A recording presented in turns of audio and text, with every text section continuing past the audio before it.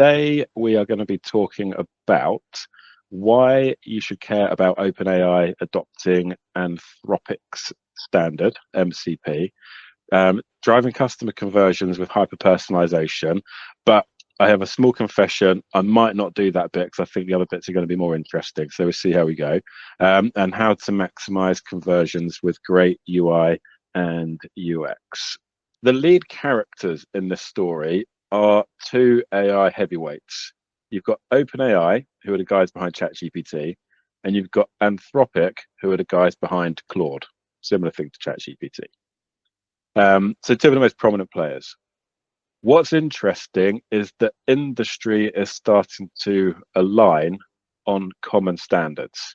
And more specifically, OpenAI have decided that they're happy to align on Anthropic standards rather than pushing their own into the market. That type of standardization drives adoption and innovation. It drives adoption of the underlying technology, the AI, large language models, and it drives innovation on top of that technology by third parties. Think about the internet, the World Wide Web. That grew so fast because of open industry-led standards. Without those industry-led standards, it would not have had the hyper growth that we had over such a sustained period. So those industry-led standards, they're vital towards rapid growth.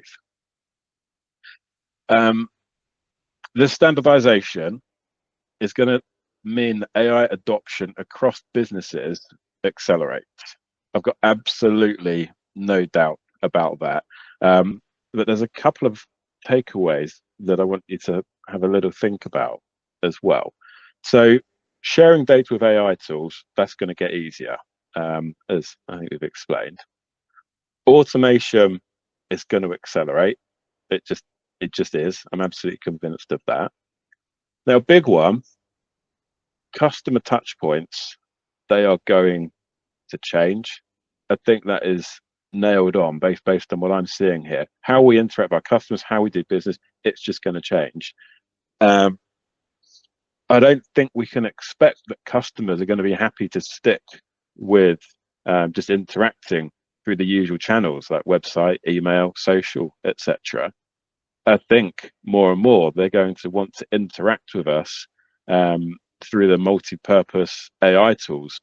For me, it's not just a case of what does it mean for the touch points. I think it also means revisiting the whole value proposition. Today's guest speaker, Sarah Edwards, who is a UX strategy specialist at the top of her game.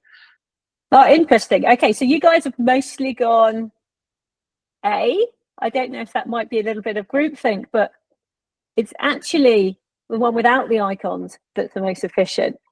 We want to kind of remove any barriers. So with this form, do you think A or B work better, converted more users? Okay, so this is potentially a little bit of a trick question, because it is really good to put things like badges and credibility badges onto forms, but in this instance, it isn't a transaction. It's a gathering of information. So the wrong trust logo is placed in the wrong place, and that's eroding that trust.